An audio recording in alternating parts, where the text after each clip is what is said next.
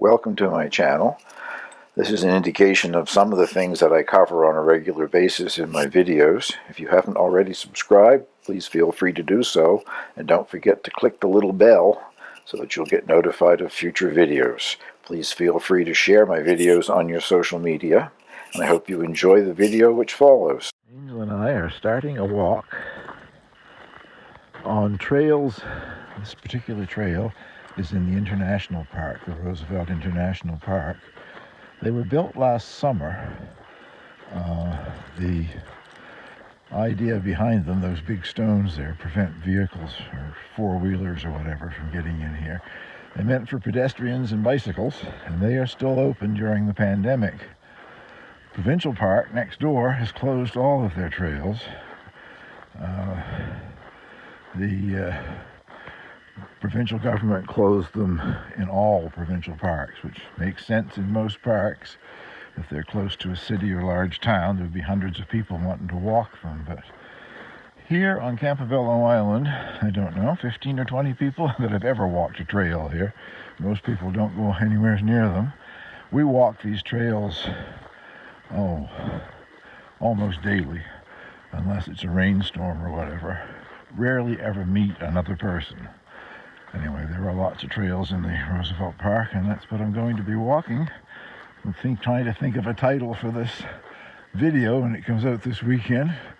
Something like Observations in the Pandemic, I guess. Excuse the bouncy video, but I'm recording this part of it with my iPhone. Last summer, when this was under construction, I walked in here even though you were not supposed to. I walked in when they weren't working. They had signs up that said no trespassing because of the construction, but I thought I would be daring and try it anyway. And this is what fascinated me about it. This is a bog, a wetland. You can see along the side of the road there's water, but there would be water in most ditches this time of year. But that's an entire bog. In the natural area here at the Roosevelt Park. I wondered at the time how on earth did they ever get an exemption or permission to build what's practically a highway through a wetland. Well, I don't know what the truth might be yet, but I have heard a rumor, and I put quotations around, marks around that. It is just a rumor that I have heard.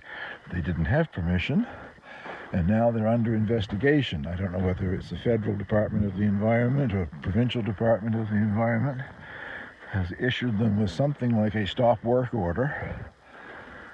And what might come out of that, I don't know. But to go through a wetland like this without an environmental impact study and permission from the Department of the Environment, if they didn't, if the rumor is true, it's absolutely amazing. When we get to the end where this terminates, it terminates at the edge of an enormous bog. On old maps of Campobello, the bog was called the Plains of Abraham. And this isn't even part of it. This, I think, is the back end of another bog that has an observation tower on a high hill called the Eagle Hill Height. I think that's what this particular section is. But as you can see, it is nothing but wetland and bog. There's an app that's called Map My Walk. It gives you a lot of other information as to how fast you walk and all that stuff. I stroll, basically. I walk maybe 5 kilometers on some of these walks and longer. I think if I walk 5, Angel probably does 20. As soon as we get to an area that isn't bog, she'll be tearing off into the woods and coming back and really enjoying herself.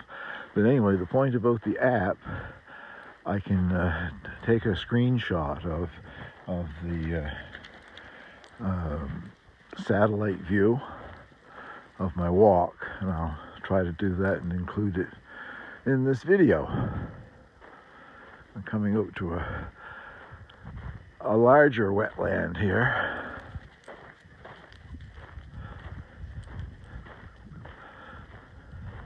Bouncy walking on the way.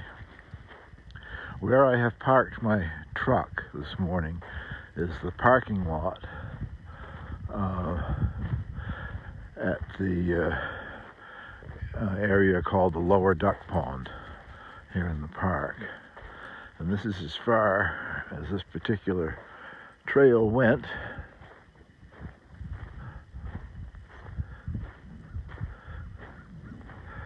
And that water that you see there, or at least the closest water, is what we call the duck pond. And the other side, there's like a sandbar with grass growing on it. The other side of that is the ocean. And that landmass that you see over there is West Quoddy Head Lighthouse, which is the most eastern point of land in the US of A. Called West Quoddy instead of East Quoddy because it's in the western end of Quoddy Bay. Not that the landmass itself is as far east as you can get, but it's in the western end of Quoddy Bay. Well, that is as far as we can walk in on this little trail, but we will continue and do some more walking and add that to the map here. I guess before I leave, I should explain that large open area before you get to the forest on the other side, that is the bog that I'm talking about, the Plains of Abraham. Plans this winter were to put what they call a floating bridge across this bog. There's a much longer trail that they have brought to the other side of the bog and had to stop there as well. This winter, when the ground was frozen, their plans were to put in this floating bridge across the bog, and I suppose a part of the duck pond there as well. But if the rumor is true, they got a stop work order and couldn't do that. So if it'll ever be finished or not, just stay tuned, I guess. Come on. Well, we backtracked on that trail, short trail anyway, came back out onto the small road, called them Carriage Trails here in the park. And a few hundred feet up the hill is the beginning of another trail. This one was built, I think maybe it was finished 2 years ago. And once again, it's just for pedestrians and bicycles. And we can do a circular route on this one. We walk it through to the end and then take the little carriage roads back to where I parked the truck. So that's nice. I think that's somewhere between 3 and 4 kilometers if you do that. So this is what we're up to right now. Angel's enjoying herself, having a great walk. I was going to make some observations on coronavirus and what's happening. I think first I should acknowledge what's happened in Nova Scotia 2 days ago, I guess now. Some madman with a rifle or guns of some sort has killed at least 18 people in 16 different locations. There are 16 different areas that the RCMP have had to secure and are investigating, and they're saying they expect to find more bodies. He burnt down 5 structures during his rampage, several of which were houses, and they are expecting to go through the rubble there and probably find even more bodies. Not sure of that, but that's what they're thinking might happen. Absolutely horrible. And these are just in small communities in Nova Scotia, tiny little towns and villages. I don't know what the world's coming to, I guess. You never know where you're safe. This nutcase had a car that he had completely outfitted to look exactly like an RCMP cruiser. It'd be interesting to figure out how that was done. Hopefully they are able to before this investigation's over with. And he was wearing at least a facsimile RCMP uniform. And that is all part of what allowed him to get to so many different locations before they finally figured that part out and caught up with him. He was killed in a blaze of fire, so I haven't got to worry about feeding that in prison for the next 25 to 30 years. But to figure out why an idiot would do something like this, I don't know. Some of the things that I have observed during the pandemic, a couple of them I will do items on when we get back home this morning and attach to the video here. But the first one that I can mention, many of you probably know that I'm a sourdough bread nut. I made my own sourdough bread now for at least 2 years. I've never bought a loaf of bread in the store. I also sell my sourdough bread culture, and this is not a sales pitch, please. I'm just making an observation here. That is something that I have noticed has been a big increase in. Not that I'm making any fortune at it, I don't mean that, but I sell a few every day, almost every day, and in the past it was probably a few a week or whatever. I think a lot of people are finding time on their hands, and I probably wanted to try doing sourdough, and so they've chosen this time to do it. I've had a couple of people comment that they bought the culture from me a year ago or longer and had never found an opportunity to get started on it, and they're started now and making their sourdough bread. So that's, and other than sourdough bread, I think there's a lot of home cooking happening. That's the latest thing that's been hard to get in the supermarkets here. I went to St. Stephen, New Brunswick. That's the largest Canadian town where I live. At the superstore, stocked up on quite a few items. In the large section where they would have had their flour, there was one bag of the generic brand name whole wheat flour, and that was it. There wasn't anything else. I've also had people tell me that they're buying the culture, my sourdough culture, because they cannot locate yeast in their area. So I think a lot of people are going back to doing cooking that they hadn't done in a long time, or maybe have never done before. One thing I'll do about this app, as I said, I'll put some screenshots of the area, but I can also put a link to today's walk below the video, and if you click on that, you should be able to go to the map.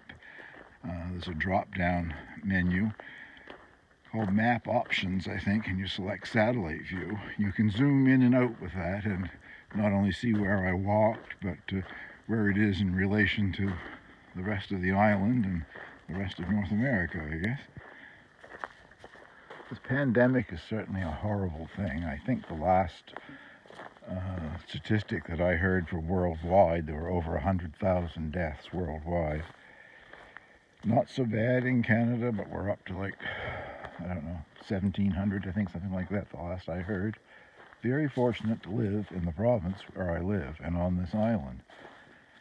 I keep waiting for the other shoe to drop and the statistics to change, but so far this province of New Brunswick has done very well.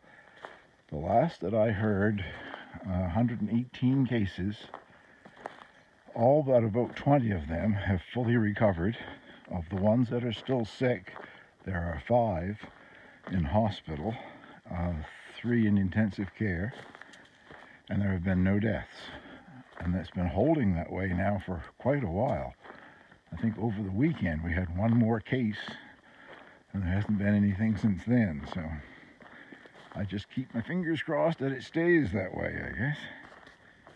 And there have been none that I know of here on Campobello Island. I'm sure if there were a case, a small community, everybody would know about it. Well, the trail ended over there where you see those large stones, large rocks. That's the little parking lot at the trail edge. Walked over here just to give you a look at the view. This is Raccoon Beach. The point of land over there is called Eastern Head. Beyond that, if you see land way off in the distance, that's the New Brunswick mainland. Above Black's Harbour, New Brunswick, and all the way out to the end there would be Point Lepreau. And if you can see a couple small islands over there, those are the Wolves. And that boat on the horizon, if you can see it, is one of the Germination car ferries going to Germination, but from this vantage point you can't see Germination, it's behind that headland. Still pretty good surf today. Nothing too serious, but it was much higher yesterday even. Evidently a lot of wind outside somewhere has produced a lot of sea that's coming in here. Well, we're going to walk the Carriage Trail back to where I parked the truck. On her leash on the Carriage Trail. Not a lot of traffic, but I heard some vehicles on it when I was walking the woods trail there, and we just passed by a truck with 2 bicycles on back. They're probably going out to park somewhere like I parked and do some biking. Don't like to think of anything happening to her, so she's on a leash. Gives her a chance to slow down a little too. She's always out of breath. She does so much running around when we're out in the woods. Almost finished our walk. We're back to the parking lot where I parked my truck. And as the sign says, this is the lower duck pond. We're not actually at the duck pond. It's further along the beach, but if you're going to get access to it, this is where you would do it. And this is where we get our reward at the end of our walk. This lovely observation deck with some benches to sit on next to the ocean. I sit down here and catch my breath and relax for a while before we go home. And I even get some doggy kisses most of the time. Tide, probably still rising, I guess, by the looks of the wet area on the beach. It's almost high tide. Probably some wind noise because there's quite a breeze here. That's the bench where we will be sitting. And once again, that's West Quaddy over there, the most eastern point in the USA. And that point of land way off in the distance, that's the southern end of Grand Manan Island. So, we will shut down the mapping thing and put that link down below this video so you can check out the entire hike. I took a couple of screenshots of the app, the map from the app, satellite view. The walk was on the southern end of Campobello. Off to the left there you can see the bridge that takes you over to Lubac, Maine, and you can see part of downtown Lubac, Maine. The next one is just the same thing, only in a little closer, that shows the actual walk that we just did. The first bit of it going off to the left to the duck pond, then coming back and doing that circular route. And like I said, the link is down below. If you want to click on the link, you can zoom in and out and look at the rest of the island or the surrounding area. Well, if you recall from the end of my last video last week, delivery of the Promix organic vegetable and herb mix was delayed. I did get it on Friday, and I've already used 2 bales of it. I put a bale in the bed where I planted my peas and another bale in the bed where I planted carrots. So it will all be used relatively quickly now, I guess. I want to top up all the beds in the hoop house with it, and then I'm going to establish some new beds out in the garden. I'm going to do what they call sheet mulching. Put down a layer of cardboard, and then I'll put this on top of the cardboard, 8 or 10 inches of it at least, maybe more, depending how far this goes. There's Angel doing a photo bomb. And plant directly into that. And by next year, the cardboard will have disintegrated, and the sod that was down below will also have died and composted, and you have a new garden bed, hopefully. I think everybody this year is either people that haven't gardened or starting to garden this year, or people that have been gardening for years seem to be expanding their garden beds. So far the food chain is safe and is not in any great distress. Some items are a little slow, like I mentioned earlier, I guess the flour. And I heard of a large meat processing plant in Canada that processes a lot of the beef for the whole country. It's closed, or is about to close. So many of the employees had the virus. So there will be A big increase in beef, I would imagine, the amount that will still be on the shelves until they get that reopened. Just a few clips of the girls going out to do their free ranging. Now that I'm home all the time, I let them out daily, and usually for 5-6 hours, I guess. I do worry about predators showing up. So far nothing has happened. In the past we've had hawks and whatever come swooping down out of the air. I don't know. They enjoy it so much I don't like to leave them cooped up, and also getting out to free range makes their eggs taste so much better. And it cuts down on the amount of feed that I have to feed them. They really like to eat in the wild if at all possible. A lot of green grass and things coming up now, and they're eating their greens, but they're also digging constantly for insects, eating what hens were meant to eat, I guess, because it certainly makes the free-range eggs taste better. I'll just let the rest of this run by. Just a few clips of the girls starting to do their free-ranging.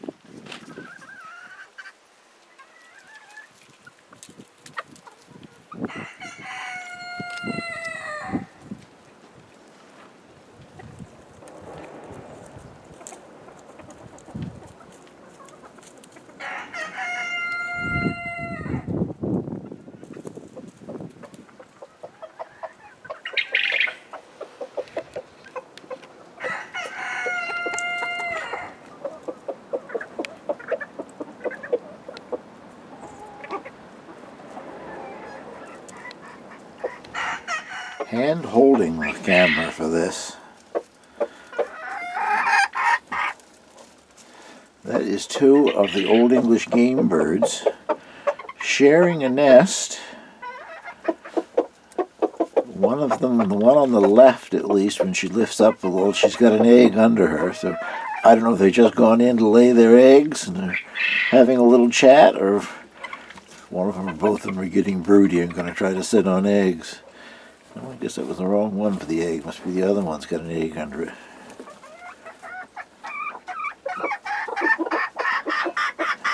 They're very vocal. And say, what are you looking in here at us for?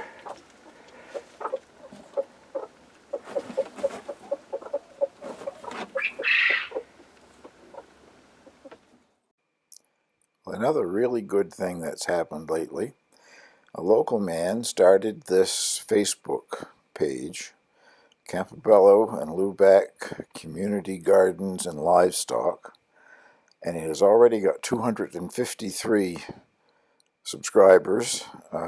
It's only been out a few weeks. It's turning out to be a really good asset to the community. Experienced gardeners are helping new gardeners.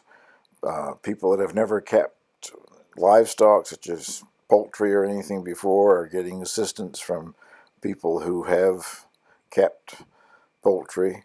It's just been a really good experience. I go to it every day, always learn something, and get a chance to answer a few other people's questions there while I'm at it as well. But this has been a really good addition to help the community out with new people that are starting gardening this year and people that are starting chickens and all of that sort of stuff for the first time. A great resource, a place to come and get information, and it's for both sides of the border, Lubec, Maine and Campobello, New Brunswick. Unfortunately, we can't go shake hands across the border at this particular time, but we can have a virtual group and get together on the internet. Well, what you're looking down into there is my incubator with 6 of my eggs. I think were all laid by the large white Chanticleer hens. And if they are fertile, the daddy is handsome. The relatively large for a bantam rooster.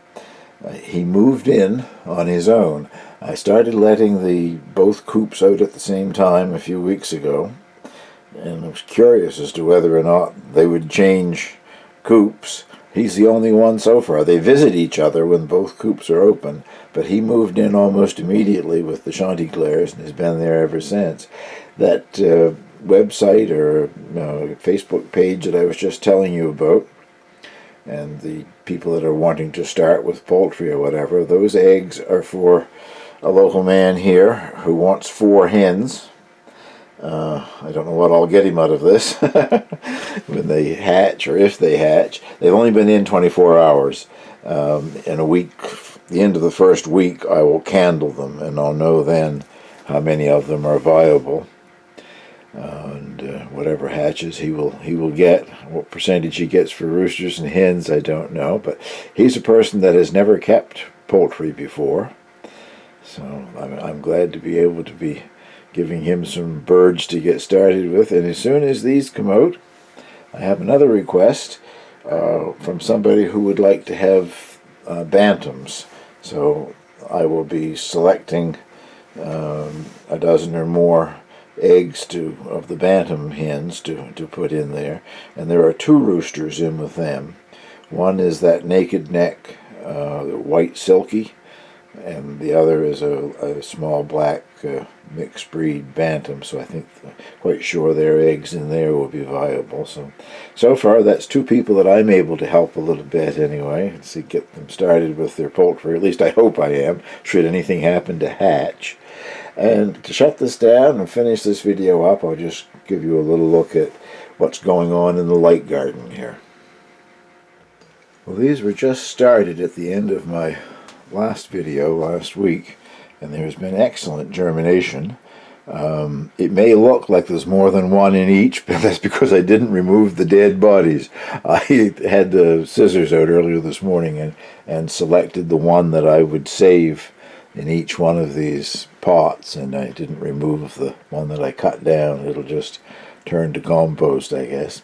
But I had excellent germination with, this is the kale and those lettuce, those 2, and broccoli and cauliflower and cabbage, and the mixed pot which has all 3, broccoli, cauliflower and cabbage in it. The only one that I haven't had any germination at all yet is the cutting celery, and I'm thinking maybe it's just because it has a longer germination period. I see nothing in there yet anyway, and I know I sprinkled quite a few seeds in each of the little 6 cells there, so hopefully something eventually will come up. These are the dahlias, and excellent once again. I had several come up in each pot. Actually, I see one right there. It's still got 2 in it. I was clipping them off this morning. That must have come up since I did the clipping. They were all up, every pot except this one. And I went digging in it to see what was going on. I don't find any seeds, so I think I must have missed that pot. I put some seeds in it a little while ago, so hopefully they will come up in a day or 2. Well, when I showed you the onions a week ago, they were the height of this little thing here where I had clipped them back. And now they're ready for their second haircut. These things grow really fast. Sometime in the next day or 2, I've got to get back with my scissors and trim them down a bit once again.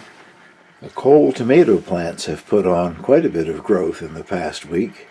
You see the ones way back in that back row. They don't seem to be doing as well, maybe too far away from the lights, but the ones in the center here are doing quite nicely.